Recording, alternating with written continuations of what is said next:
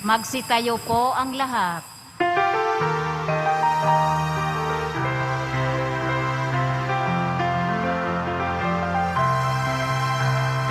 Viva poong Jesus Nazareno, awit at papuri, alay namin sa iyo, tingin ng dalangin at pagsamo, ng bayan mo.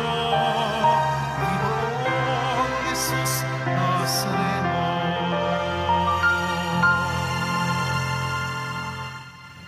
Sa ngalan ng Ama at ng Anak at ng Espiritu Santo, Amen. ang pagpapala at kapayapaan mula sa Diyos na Ama natin at sa Panginoong Hesukristo naway sumainyo. At sumaiyo rin. Mga kapatid, tinipon tayo bilang kaanib na angkan ng Diyos, kaya dumulog tayo sa maawaing Panginoong nagpapatawad ng lubos. Sinugong tagapagpagaling sa mga nagsisisi, Panginoon, kaawaan mo kami. Panginoon, kaawaan mo kami. Dumating na tagapag-anyayang mga makasalanan ay magsisi, Kristo, kaawaan mo kami. Kristo, kaawaan mo kami. Nakaluklok ka sa kanan ng Diyos Ama para ipamagitan kami. Panginoon, kaawaan mo kami. Panginoon, kaawaan mo kami. Kaawaan tayo na makapangyarihang Diyos, patawarin tayo sa ating mga kasalanan at patnubayan tayo sa buhay na walang hanggan. Amen. Manalangin tayo. Ama naming makapangyarihan, lakas ka ng mga walang inaasahan kundi ikaw. Ang pagluhog namin ay iyong pagbigyan, sapagkat kami mga tao lamang na pawang mahihina kapag iyong iniwanan. Kaya naman kami lagi mong tulungan upang sa pagtupad ng iyong mga kautusan, ikaw ay aming mabigyang kasiyahan sa aming iniisip at ginagawa araw-araw. Sa pamamagitan ni Jesucristo, kasama ng Espiritu Santo, magpasawalang hanggan. Amen. Magsiupo muna ang lahat. Pagbasa mula sa ikalawang aklat ng mga hari. Noong mga araw na iyon, nang malaman ni Atalia na patay na ang anak niyang si Ocosias, sinikap niyang patayin ang lahat ng kamag-anak ng hari.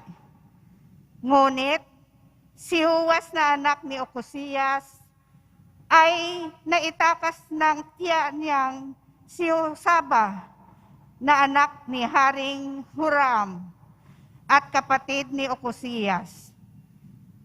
Itinago niya ito pati ang tagapag-alaga sa isang silid. Kaya't hindi napatay ni Atalia.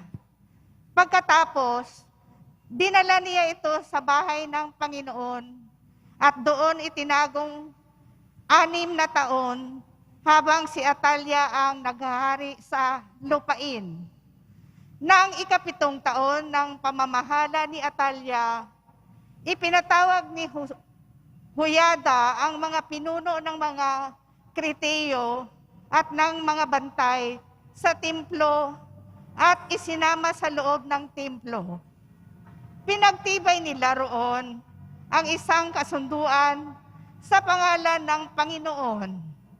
Pagkatapos, hinarap sila sa anak ng hari. Sinunod ng mga pinuno ang lahat ng iniutos sa kanila ng saserdoting si Huyada. Isinama nila kay Huyada ang kani-kanilang tauhan, yaong hindi nakatalagang manungkulan kung araw ng pamamahinga. At ibinigay ni Huyada sa mga kapitan ang mga kagamitan ni Haring David, ang mga sandata at pananggalang na nasa bahay ng Panginoon. At bawat kawal ay tumalaga sa kanya-kanyang lugar. Nakahanda sa anumang mangyayari, ang iba sa gawing timog, ang iba'y sa ilaga, sa paligid ng altar ng tirahan ng hari. Inilabas ni Huyada ang prinsipe. Kinurunahan niya ito. Iniabot ang aklat ng kautusan. Binusan ng langis at itinilagang hari. Pagkatapos, nagpalakpakan sila at nagsigawan. Mabuhay ang hari! Nang marinig na Atalya ang pagkakaingay ng mga bantay at ng mga tao, pinuntahan niya ang mga ito sa bahay ng Panginoon. Pagdating doon, nakita niya nakatindig ang hari sa isang mataas na lugar tulad ng kinagwalian. Ang mga kapitan at ang mga taga-ihip ng trompeta ay nakatayo sa tabi nito. Ang buong bayan naman ay di magkamayaw sa galak at walang malamang gawin sa pag-ihip ng kanilang trompeta. Nang makita ito ni Atalya, sinira niya ang kanyang kasuotan at malakas na sinabi, "Ito'y isang malaking kataksilan." Iniutos ni Huyada sa mga kapitan, "Ilabas ang babaeng iyan at patayin pati ang sinumang sumunod sa kanya. Ngunit huwag silang papatayin sa bahay ng Panginoon." Siya ay sinunggaban nila, inilabas sa daanan ng mga kabayo ng hari, papasok sa palasyo at doon pinatay. Pagkaraan noon, sinariwa ni Huyada ang tipan ng Diyos at ng mga tao. Muli niyang pinanumpa ang hari at ang mga tao na sila'y papailalim sa tipan. Ang mga tao ay nagtuloy sa templo ni Baal. Giniba nila ito at winasak pati ribulto ni Baal. Pinatay nila sa harap ng altar si Matan na saserdote ni Baal.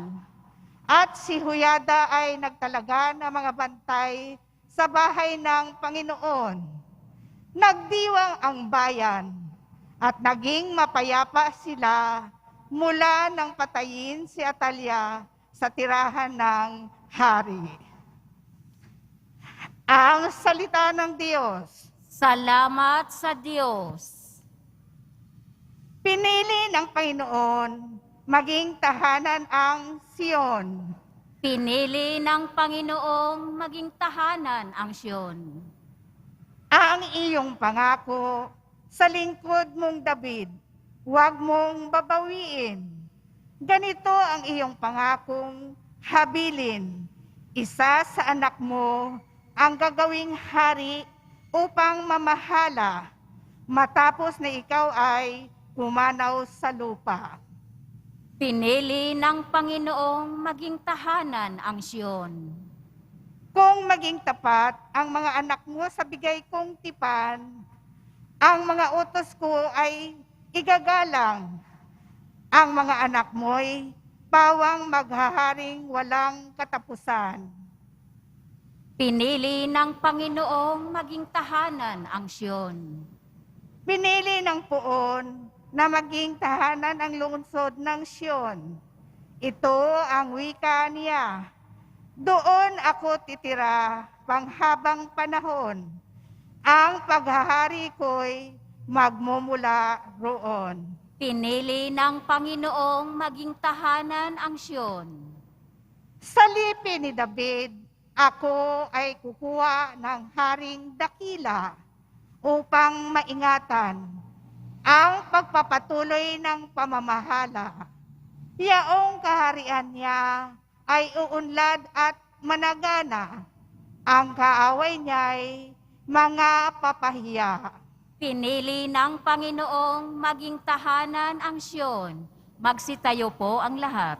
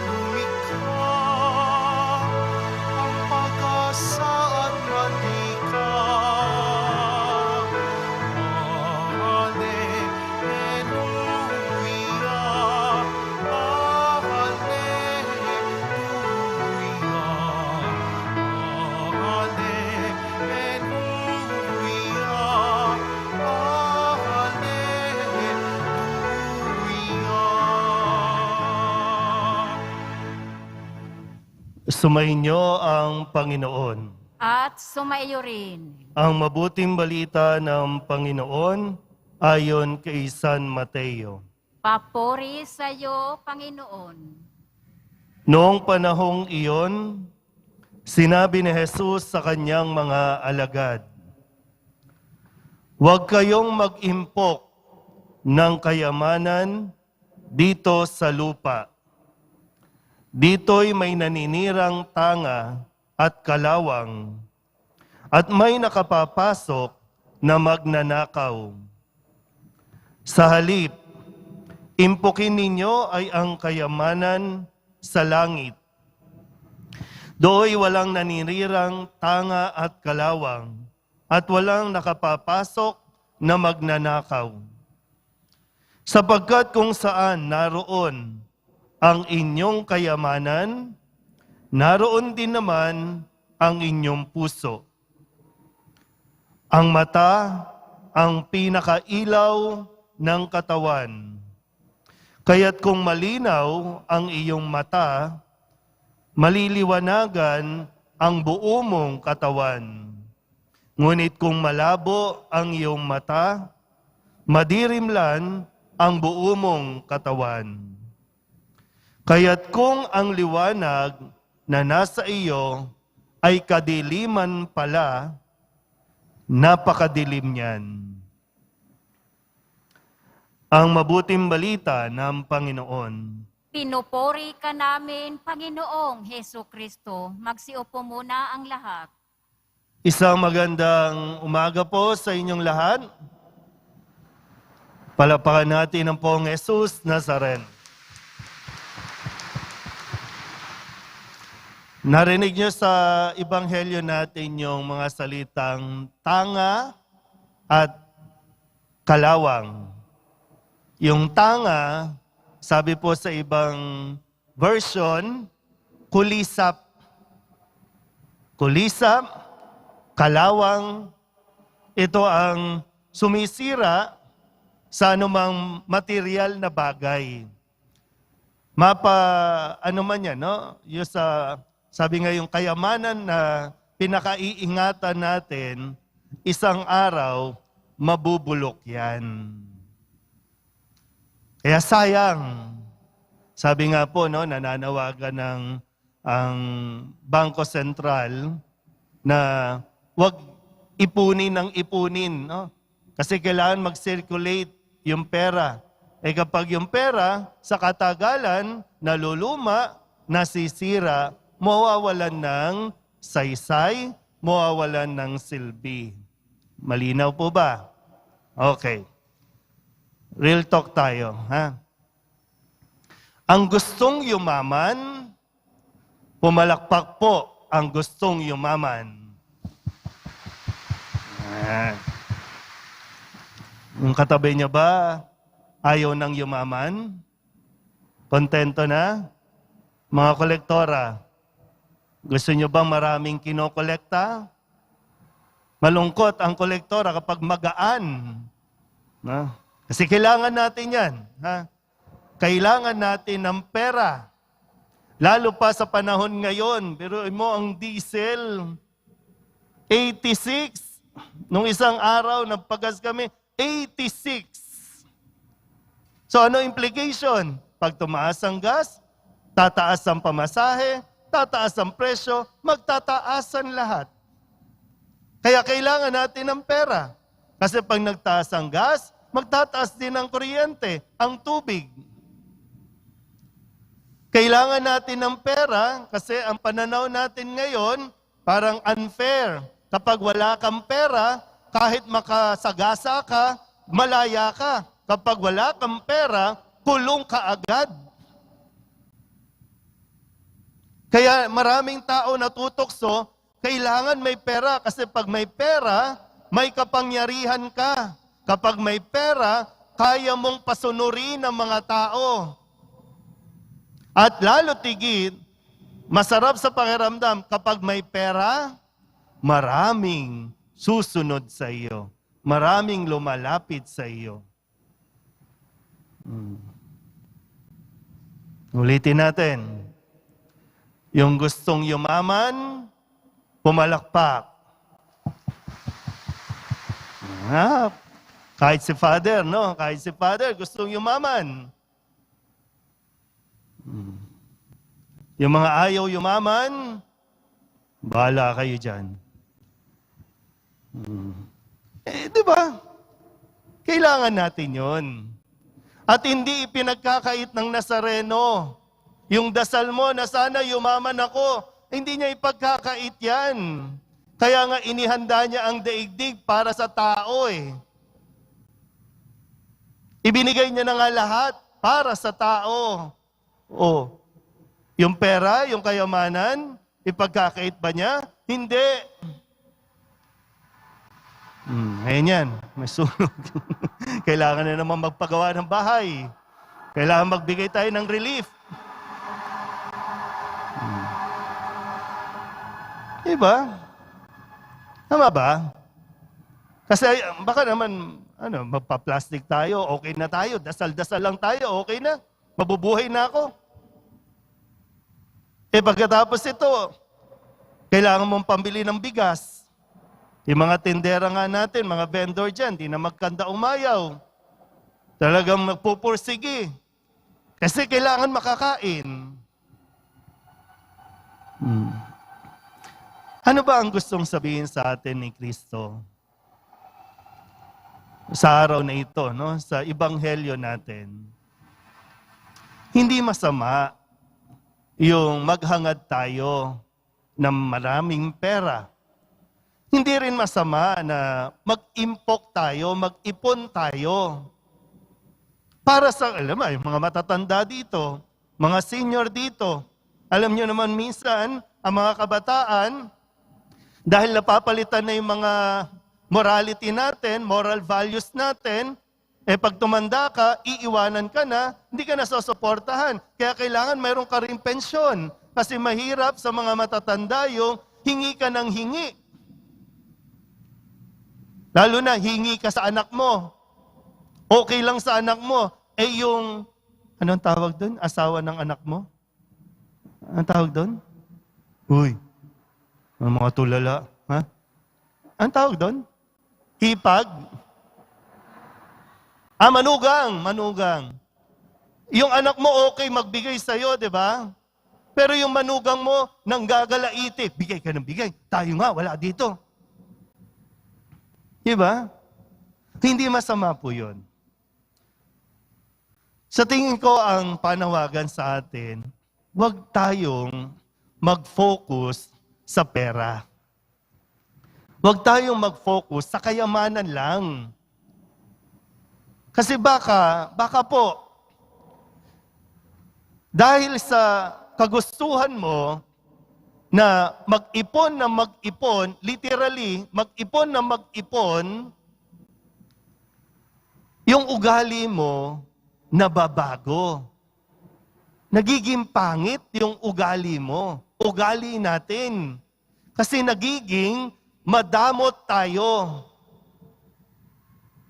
O kaya naman, yung ugali mo na kaya ka lumalapit sa tao kasi ginagamit mo yung tao dahil meron kang napapala, meron kang nakukuha,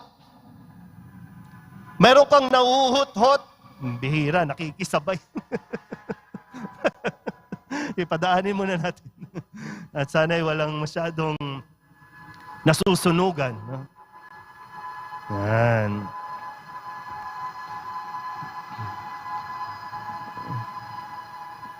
Okay. Oh, focus. Di ba, ganun din? Mayaman o mahirap na estado ng buhay natin, kapag nakasentro ka sa pera, nagbabago ang ugali natin. Yung mahirap na nangangailangan ng pera, didikit sa may pera.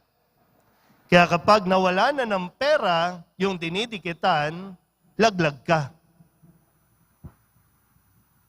So alin yung mas pinahalagahan natin? Di ba sabi po, no? Kung nasaan ang kayamanan mo, naroon ang iyong puso. So kung ano yung tinuturing natin kaya... Ang lakas. Kung ano yung itinuturing natin na kayamanan, doon tayo nagbabantay. Yang sabi, mabubulok yan. So bakit mo mas pinahalagahan yan? Kesa sa relasyon, sa ugnayan, yung mabuting pakikipag-ugnayan. Nagkakasumpaan tayo dahil sa pera. Marami ng relasyon, maraming organisasyon, kahit sa loob ng simbahan, dito sa simbahan, maraming organisasyon dahil sa pera, nasisira. Yung dating intensyon na magsiserve lang kami, Lord, gusto ko pong ibigay yung oras ko para maglingkod. Nakatabunan na kasi pag pumasok ka ng organization, maraming generous devotees ang mag-aabot, ang magbibigay, nasisira ang organisasyon.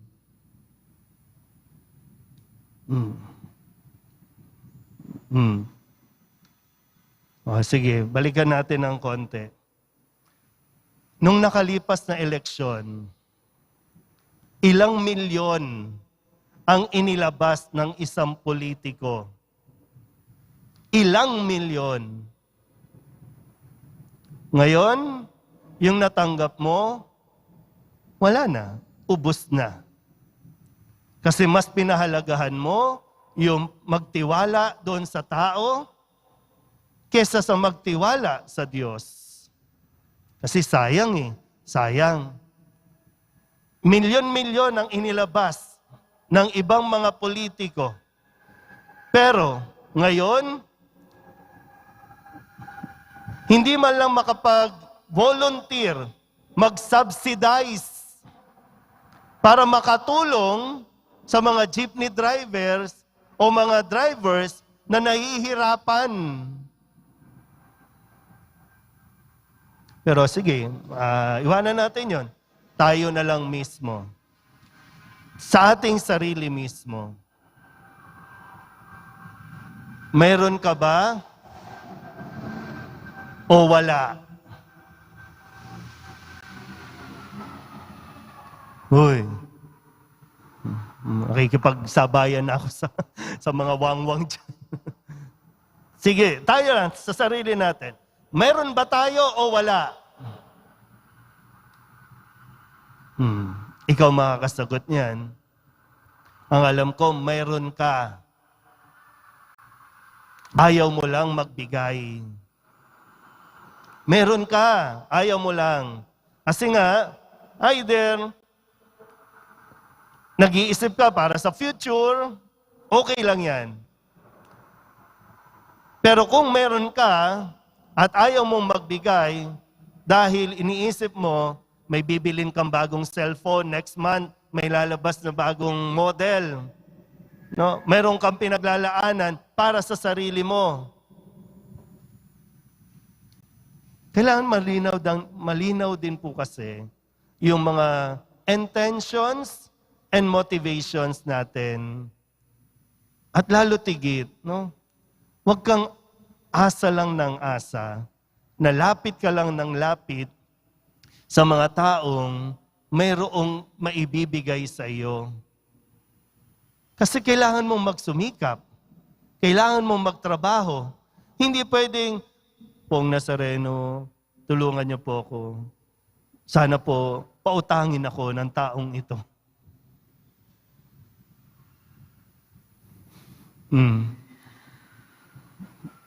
Alam mo, marami po sa inyo nagdarasal, no? Madalas kong sinasabi ito. Pakitingin nga yung mga palad po ninyo. Pakitingin. Pakitingin. Uy. Wala namang nakasulat na numero ng loto.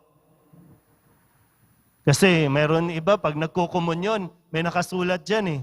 Kasi mamaya magbabasbas tayo, itataas natin yung, Nazareno, patamain mo ko mamaya sa loto. Grabe ng jackpot ngayon eh.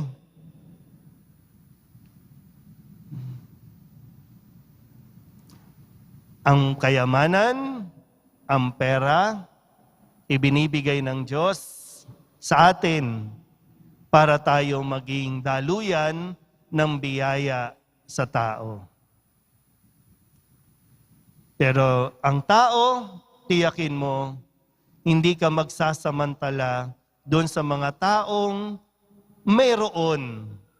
Iba rin kasi po yung yung pinagsasamantalahan mo na yung tao na alam mong mayroon kaya kalapit ng lapit eh. Magsumikap tayo. Hindi tayo pababayaan ng Nazareno. Ha? Pero wag na wag natin hahayaang kontrolin tayo ng kayamanan at baguhin ang ating pag-uugali.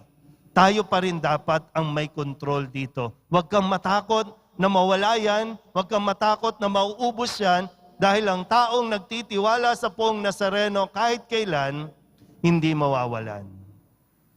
Amen? Magsitayo po ang lahat. Hinahamon tayo ni Jesus na mag-ipon ng kayamanan sa langit kaysa kayamanan sa lupa. Ito natin ang ating puso sa kalangitan, sa ating pananalangin. Ang ating pong itutugon, Panginoon, maghari ka sa aming mga puso. Panginoon, maghari ka sa aming mga puso. Ang simbahan naway gawing malaya ang mga kalalakihan at kababaihan sa pagkaalipin sa materialismo sa pamamagitan ng pagtuturo sa kanila ng mga bagay na pinahalagahan ng kaharian ng Diyos.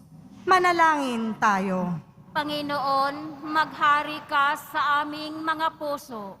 Ang mga politiko at lingkod pang mamamayan naway magsimula ng mga programa at proyekto sa kabuuang pag-unlad ng lipunan at kanilang mga nasasakupan. Manalangin tayo. Panginoon, maghari ka sa aming mga puso. Ang mga taong pinagkatiwalaan ng higit na kayamanan, naway mapagtanto ang kanilang katayuan bilang mga tanga-pangalaga lamang at hindi mga lubos na nagmamay-ari ng mga biyayang kanilang angkin. Manalangin tayo. Panginoon, maghari ka sa aming mga puso.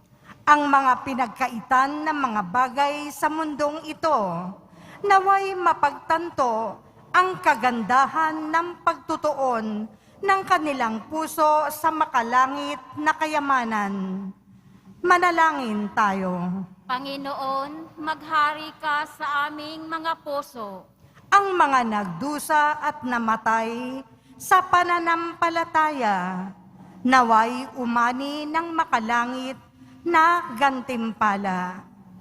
Manalangin tayo. Panginoon, maghari ka sa aming mga puso. Idulog din natin sa Panginoon ang ating mga personal na panalangin, mga intensyon para sa ating mga pamilya.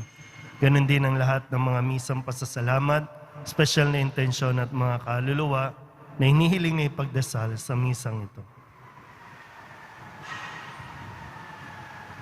Ang lahat ng ito hinihiling namin sa ngalan ni Kristong aming Panginoon. Amen. Magsiupo muna ang lahat.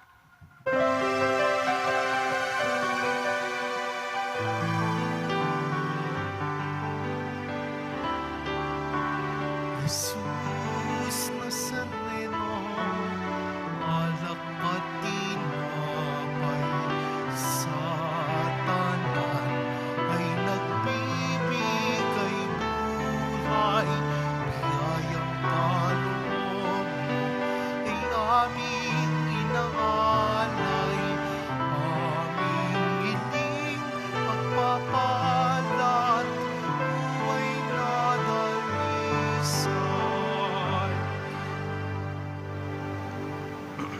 Magsitayo na po ang lahat. Manalangin kayo mga kapatid upang paghahain natin ng kalugdan ng Diyos sa mga makapangyarihan. Tanggapin nawa ng Panginoon itong paghahain sa iyong mga kamay, sa kapurihan niya at karangalan, sa ating kapakinabangan at sa buong sambayanan niyang banal. Ama naming lumikha, kami ginawa mong may angking katauhan na dapat pakainin at pangalagaan at iyong dinudulutan ng banal na pakikinabang. Ipagkaloob mong kami huwag magkulang sa mga iniuukol mo sa aming kapakanan sa pamamagitan ni Jesucristo kasama ng Espiritu Santo magpasawalang hanggan. Amen. Sumainyo ang Panginoon. At sumaiyo rin. Itaas sa Diyos ang inyong puso at diwa. Itinaas na namin sa Panginoon. Pasalamatan natin ang Panginoong ating Diyos. Marapat na siya ay pasalamatan. Ama naming makapangyarihan, tunay nga marapat na ikaw ay aming pasalamatan. Sa iyong paglingap at kagandahang loob, ang tao'y nilikha mo at pinangasiwa sa sansinukob. Sa hangad mong siya'y iwastong lubos, siya'y pinagdusa mo sa kanyang pagtalikod. Sa iyong paghiliw, iyong ipinahintulot na makabalik siya sa pamamagitan ni Kristo Jesus.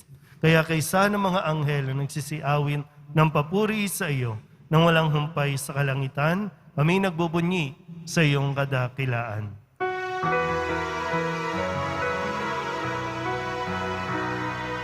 Santo, Santo, Santo, Panginoong Diyos, ang mga hukbo na puno, ang langit at lupa ng kadakilaan mo.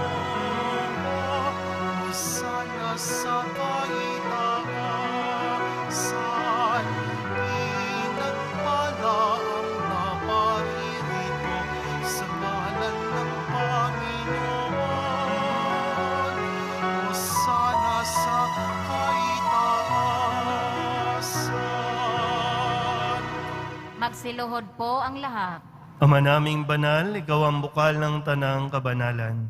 Kaya't sa pamamagitan ng iyong Espiritu, gawin mong banal ang kaloob na ito upang para sa aming maging katawan at dugo ng aming Panginoong Heso Kristo. Bago niya pinagtiis ang kusang loob na maging handog, inawakan niya ang tinapay, pinasalamatan kaniya, pinaghati-hati ni iyon, iniabot sa kanyang mga alagad at sinabi, tanggapin ninyong lahat ito at kanin, ito ang aking katawan na ihahandog para sa inyo.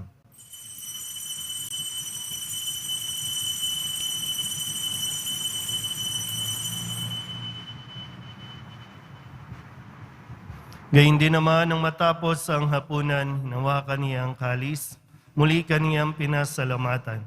Iniabot niya ang kalis sa kanyang mga alagad at sinabi, tanggapin ninyong lahat ito at inumin. Ito ang kalis ng aking dugo, ng bago at wala hanggang tipan. Ang aking dugo na ibubuhos para sa inyo at para sa lahat, sa ikapagpapatawad ng mga kasalanan. Gawin ninyo ito sa pag-alaala sa akin.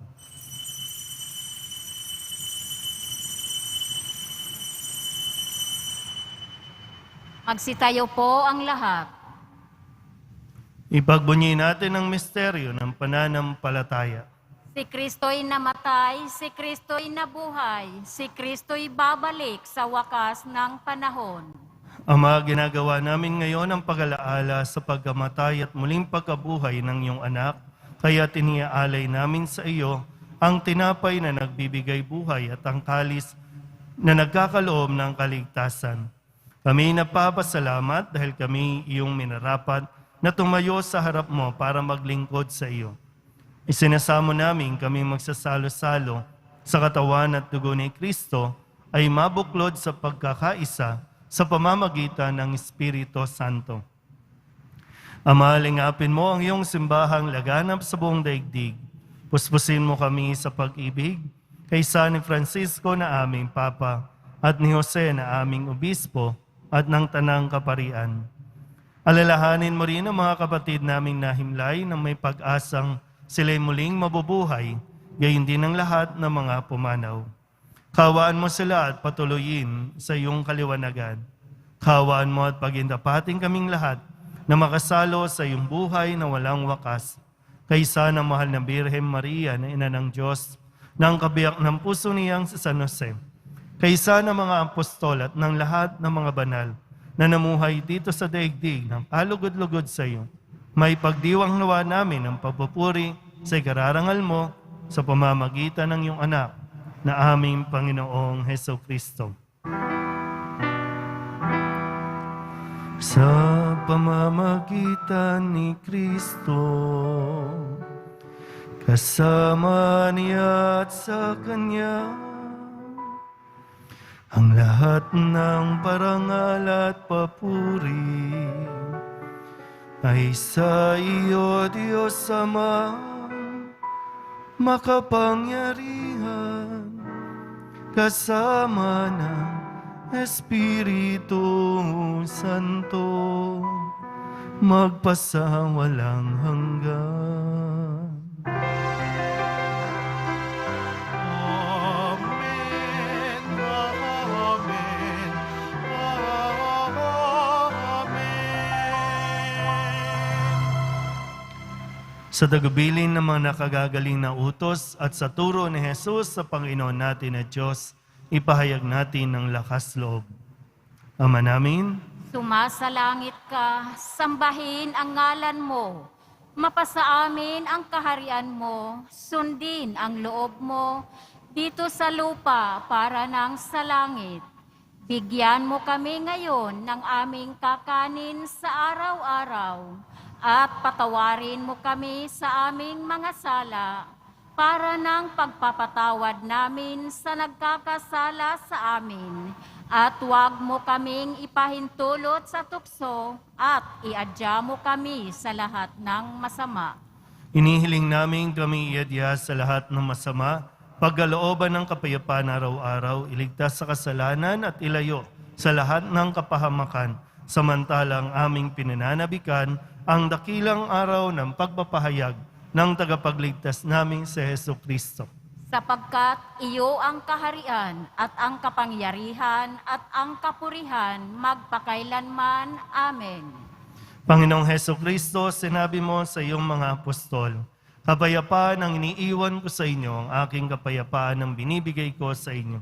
Tunghayan mo ang aming pananampalataya at huwag ang aming mga pagkakasala.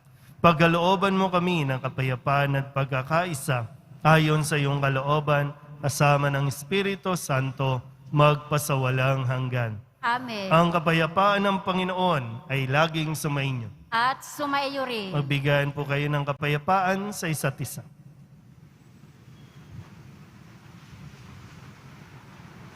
Kordero ng Diyos na nag-aalis ng mga kasalanan ng sanlibutan, maawa ka sa amin. Kordero ng Diyos na nag-aalis ng mga kasalanan ng sanlibutan, maawa ka sa amin. Kordero ng Diyos na nag-aalis ng mga kasalanan ng sanlibutan, ipagkaloob mo sa amin ang kapayapaan. Magsiluhod po ang lahat. Ito ang kordero ng Diyos. Ito ang nag-aalis ng kasalanan ng sanlibutan. Mapalad ang mga inaanyayahan sa kanyang piging. Panginoon, hindi ako karapat-dapat na magpatuloy sa iyo, ngunit sa isang salita mo lamang ay gagaling na ako. Katawan ni Kristo, Amen.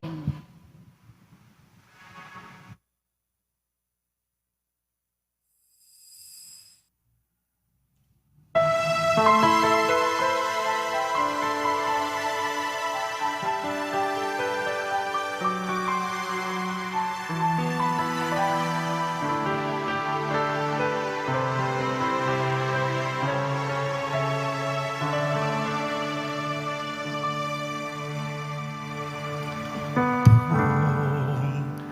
Jesus Nazareno, salamat po sa pag-ibig mo. Ang buhay mo'y inialay sa kusay na matay upang kami ay mabuhay. Poong Jesus Nazareno, patawad po sa mga kasalanan ko. Ang buhay ko'y iaalay, ang lahat ay ibibigay, puso ko sa'yo lamang habang buhay. Poong Jesus Nazareno, kay buti mo sa hirap at sa ika'y kasama ko. Ang samo ko't dasal, sana'y pakinggan mo nang mapawi ng mga paghihirap ko. Poong Jesus Nazareno, salamat po. Ang iyong pagmamahal ay nadarama ko. Ngayon at magpakailanman, ika'y pupurihin ko. Mahal na Poong Jesus Nazareno.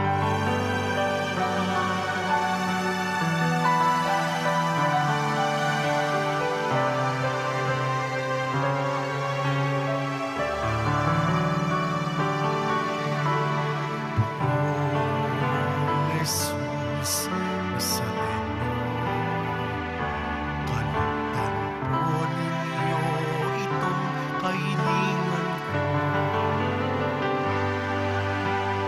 Mabuhay ng mapayapa, ilayo sa lahat ng masama. Kaawan niyo po kami, umaasa. Poong Jesus Nazareno,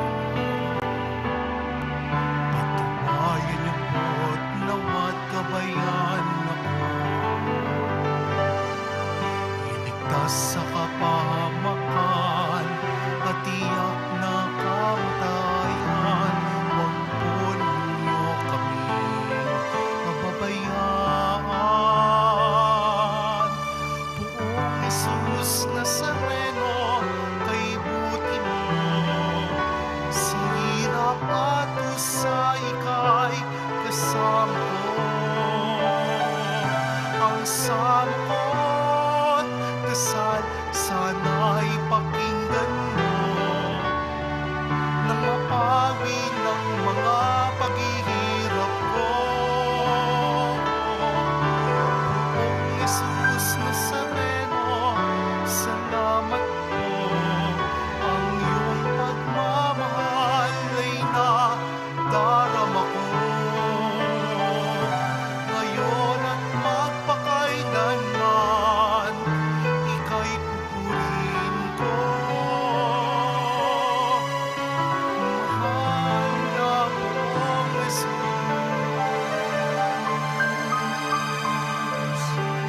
Nazareno.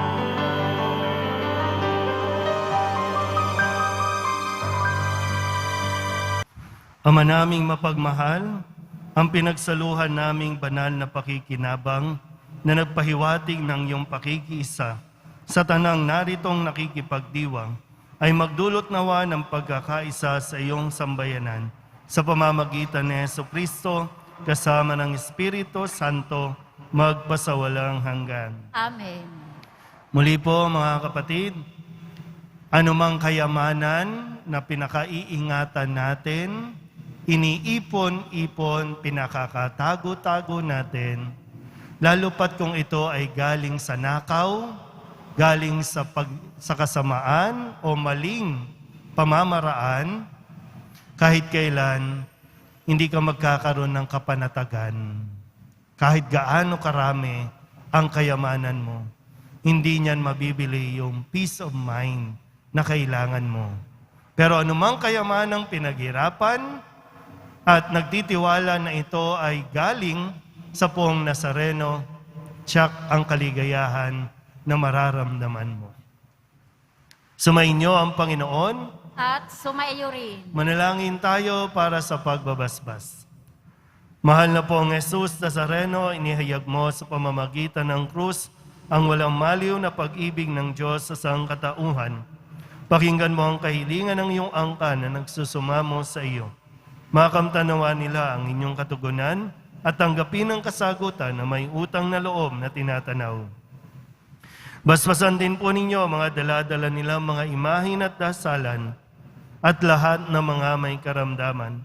Sa pamamagitan ng bendisyon na ito, naway maalala nila ang mga pangako nila noon sa binyag na ikaw ang kanilang iibigin at paglilingkuran bilang Panginoon magpasawalang hanggan. Amen. At pagpalain kayo ng makapangyarihang Diyos, Ama at Anak at Espiritu Santo. Amen. Umayo kayong taglay ang kapayapaan ng poong Jesus Nazareno. Salamat sa Diyos. Magandang araw po.